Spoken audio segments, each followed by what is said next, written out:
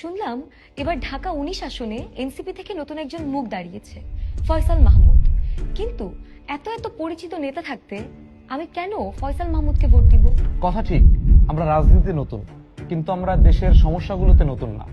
আমরা যখন দেখছি এই দেশের শ্রমিকরা, কৃষিজীবী মানুষরা, চাকরিজীবীরা প্রতিনিয়ত কিভাবে সমস্যার মধ্যে পড়েছে, সেই সমস্যা সমাধানের জন্য কিন্তু আমি রাজনীতি না করেও, আমরা রাজনীতি নতুন হয়ে এই সমস্যা সমাধানের জন্য কিন্তু আমরা গুলির সামনে দাঁড়াই। তখন কিন্তু এই পুরনো নেতারা অনেক হিসেব নিকাশ করছে যে তারা রাস্তায় নামবে কিনা, মানুষের সমস্যার জন্য কথা বলবে কিনা, এবং এই নতুন নতুন নেতৃত্বের পিছনে তারা এসে দাঁড়িয়েছে। আমাদের যে রাষ্ট্র এবং এই দেশ পাল্টানোর যে চেষ্টা এবং এই মানুষের যে সমস্যা, সেটা তো আমি বাসে গিয়ে বুঝি, আমি রিক্সায় চড়ে বুঝি। রাজনৈতিক নেতাদের সাথে, পুরনো রাজনৈতিক নেতাদের সাথে সাধারণ মানুষের যে দূরত্ব, সে তো জানেই না যে একজন সাধারণ মানুষের সমস্যাটা কি। আমি রাজনীতিতে নতুন হওয়ার কারণে কিংবা আমি এই অল্প সময় আসার কারণে আমি কিন্তু সাধারণ মানুষের সাথে মিশে মিশে আমি জানি যে আসলে তাদের সমস্যাটা কোথায়, এবং সেই সমস্যা সমাধানের জন্য আসলে আমাকে বাধ্য হয়েছি আমি রাজনীতিতে আসার জন্য, আমাকে অনুপ্রেরণা দিয়েছে। আমি মনে করি যে আমরা যেভাবে সাধারণ মানুষের সাথে মিশে সাধারণ মানুষের থাকছি, আমাদের মধ্যে রাজনৈতিক গন্ধ এখনো লাগে নাই। এটাই আসলে আমাদের একটা বড় জায়গা যে আমরা সাধারণ মানুষের দুঃখ বুঝে আমরা সেই মানুষের জন্য কাজ করবো।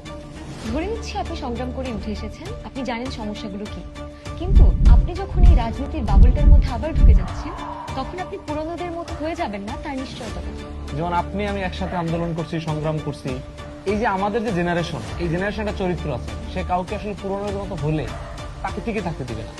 আমার জায়গা থেকে আমি এই জনগণের কাছে সোপর্দটা করছি যে আমি যদি নষ্ট হয়ে যাই, আপনি আমাকে প্রতিহত করবেন।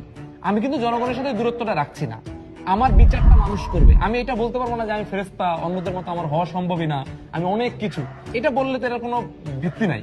কিন্তু আমি এটা বলতে পারি যে আমি আপনাদের সামনে থেকে, আপনাদের কাছ থেকে ভ্যালিডিটি নিয়ে আমার প্রত্যেকটা পথ আগাবে।